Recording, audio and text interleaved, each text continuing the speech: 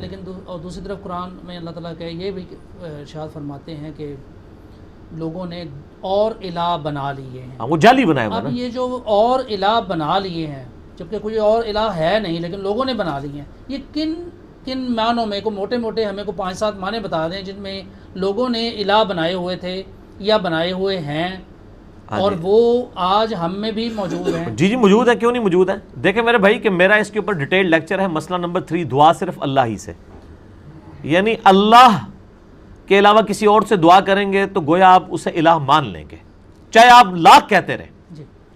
اگر کوئی کہتا ہے یا شیخ عبد القادر جیلانی المدد, اب وہ چاہے اللہ کا بندہ بھی ان کو مان رہا ہے لیکن قرآن کی ڈاکٹرین میں اس نے ان کو الہ مان لیا ہے, کیونکہ جو آیت آپ نے پڑھی نا وہ ہے 20ویں پارے کے پہلے صفحے کے اوپر وہ آیت ہے, سورۃ النمل کی آیت نمبر ہے 62. اعوذ باللہ من الشیطان الرجیم, بسم اللہ الرحمن الرحیم. امن یجیب المضطر اذا دعاہ, بھلا بتاؤ تو کون ہے جو اضطراب میں گھرے ہوئے شخص کی پکار کو سنتا ہے. اللہ اکبر. ویکشف السوء, اور وہ اس سے تکلیف بھی دور کر دیتا ہے. وَيَجْعَلُكُمْ خُلَفَاءَ الْأَرْضِ, اور تمہیں اگلوں کا خلیفہ کرتا ہے زمین پہ, یعنی تمہارے ماں باپ کے مرنے کے بعد تمہارے مرنے کے بعد تمہاری اولاد, وہ خلیفہ کرتا ہے. وہ زندہ ہے, باقی سب مرتے چلے جا رہے ہیں اور آنے والے ان کے جانشین بنتے جا رہے ہیں. اَإِلَٰهٌ مَّعَ اللَّهِ, کیا اللہ کے ساتھ کوئی اور الہ بھی ہے؟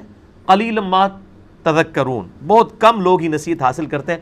اس آیت کے تحت میں نے اس لیکچر میں بتایا تھا کہ جو شخص اللہ کے علاوہ کسی اور کو مشکل کشا حاجت روا سمجھتا ہے, ظاہری اسباب میں نہیں, غائب میں پکارنے کے لیے. ایک تو ہے کہ میں کہتا ہوں انجینئر صاحب مجھے پانی پلا دیں, ٹھیک ہے, انجینئر صاحب بغداد میں دفن ہے, ٹھیک ہے جی, اور میں یہاں سے بیٹھ کہتا ہوں انجینئر صاحب مجھے پانی پلا دیں, یا اجمیر میں دفن ہے یا لاہور میں دفن ہے یا کہیں بھی دفن ہے, اور میں کہتا ہوں انجینئر صاحب مجھے آپ پانی پلا دیں. وہی بات وہی جملہ چونکہ غائب میں پکارا جائے گا, یہ تو خالصتاً شرک ہوگا. ظاہری اسباب کا تو قرآن میں حکم ہے, وَتَعَاوَنُوا عَلَى الْبِرِّ وَالتَّقْوَى وَلَا تَعَاوَنُوا عَلَى الْإِثْمِ وَالْعُدْوَانِ. تو یہ الہ تو لوگوں نے گھڑ لیے ہیں, اس میں ان لوگوں کا قصور نہیں ہے. اور سب سے ننگا شرک اس حوالے سے کرسچینٹی میں آیا ہے کہ حضرت عیسیٰ علیہ السلام کو انہوں نے کہا بیگوٹن سن آف گاڈ, اللہ کا صلبی بیٹا. کیتھولک نے یہ کلیم کیا, اور پروٹیسٹنٹ جو ہیں انہوں نے کہا کہ وہ اللہ ہی ہے. اللہ نے دونوں کا رد کیا. لقد کفر الذین قالوا ان اللہ هو المسیح ابن مریم, وہ لوگ بھی کافر ہیں جو کہہ رہے ہیں کہ اللہ عیسیٰ ابن مریم ہے. اور لقد کفر الذین قالوا ان اللہ ثالث ثلاثہ, اور وہ بھی کافر ہیں جو کہہ رہے ہیں کہ 3 خداؤں میں سے ایک اللہ ہے. اور پھر اللہ تعالیٰ نے اس میں پھر رد بھی کیا کہ یہ تو کہہ رہے ہیں نا کہ حضرت عیسیٰ الہ ہے. وقال المسیح, جبکہ مسیح تو کہا کرتے تھے یا بنی اسرائیل, اے حضرت یعقوب علیہ السلام کی اولاد, اعبدوا اللہ ربی و ربکم, عبادت اسی رب کی کرو جو تمہارا بھی رب ہے اور میرا بھی رب ہے. انہ من یشرک باللہ, بے شک جس نے اللہ کے ساتھ شرک کیا, فقد حرم اللہ علیہ الجنہ, تو اس پہ اللہ نے جنت حرام کر دی ہے.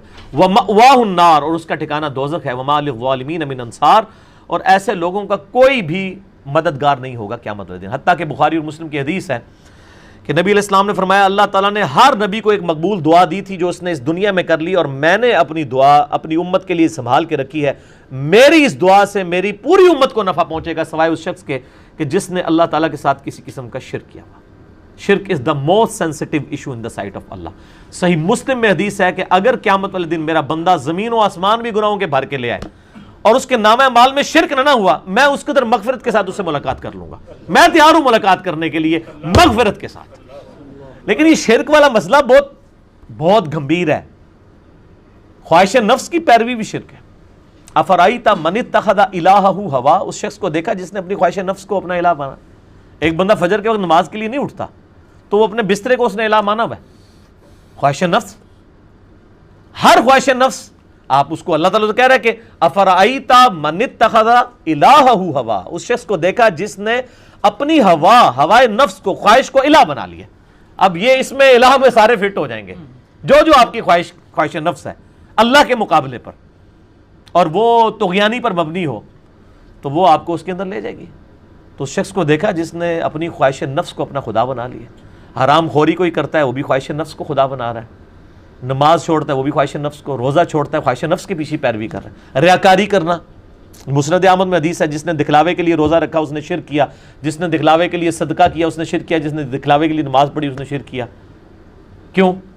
کہ وہ کر تو اللہ کے لیے رہا ہے لیکن کسی اور سے بھی چاہتا ہے کہ اس کی تعریف کرے، تو یہ بھی شرک کے اندر لے جائے گی، اگرچہ یہ شرک اصغر ہے، وہ بڑے والا شرک نہیں ہے، لیکن بہرحال یہ بھی ہے۔ اسی لیے دیکھیں ابراہیم علیہ السلام کو قرآن میں سب سے بڑی ڈگری پتہ کیا دی گئی ہے؟ وما کان من المشرکین۔ اس کائنات کی سب سے بڑی ڈگری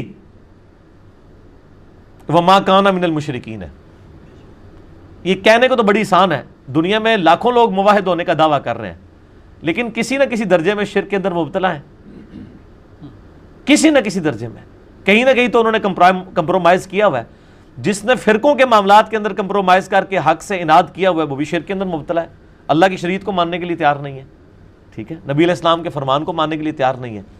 تو یہ بہت بڑی ڈگری ہے۔ ما کان ابراہیم یہودی ولا نصرانی، ابراہیم نہ یہودی تھے نہ نصرانی تھے، ولکن کان حنیفا مسلما وما کان من المشرکین، بلکہ وہ سب سے ٹوٹ کر ایک اللہ کے ہو گئے تھے، حنیفہ تھے، اور وہ مشرکین میں نہیں تھے۔ قرآن میں جہاں کہیں ہے، ہمارے نبی علیہ السلام کو کہا کہ آپ نے ابراہیم کی ملت کی پیروی کرنی ہے، ہمیں تو کہا گیا لقد کان لکم فی رسول اللہ اسوۃ حسنہ، اور نبی علیہ السلام کو کہا گیا کہ آپ کے لیے ابراہیم کی زندگی میں بہترین نمونہ ہے۔ اور کہاں تک بات کی کہ قل اننی ہدانی ربی الی صراط مستقیم، سورۃ الانعام کی آخری آیات۔ نبی علیہ السلام فرما دیجئے کہ میرے رب نے تو مجھے سیدھا راستہ دکھا دیا ہے، دینا قیما ملت ابراہیم حنیفہ، اور مجھے جو اللہ نے ہدایت دی ہے، نبی فرما دیجئے وہ اس دین، وہ ملت اس دین کے اوپر قائم ہے کہ جو ابراہیم علیہ السلام کا دین تھا، جو حنیفہ تھے، سب سے ٹوٹ کر ایک اللہ کے ہو جانے والے۔ یہ امام ابو حنیفہ والا حنیفہ نہیں ہے، اس حنیفہ میں ہاں آتی ہے اینڈ پہ، اس پہ الف، سب سے ٹوٹ کر ایک اللہ کا ہو جانے والا۔ وَاذْكُرِ اسْمَ رَبِّكَ وَتَبَتَّلْ إِلَيْهِ تَبْتِيلًا، اپنے رب کا ذکر کیجئے یکسوئی کے ساتھ، سب سے ٹوٹ کے اس کے ہو جائیے۔ تو وَمَا كَانَ مِنَ الْمُشْرِكِينَ، اور ابراہیم مشرک نہیں تھے۔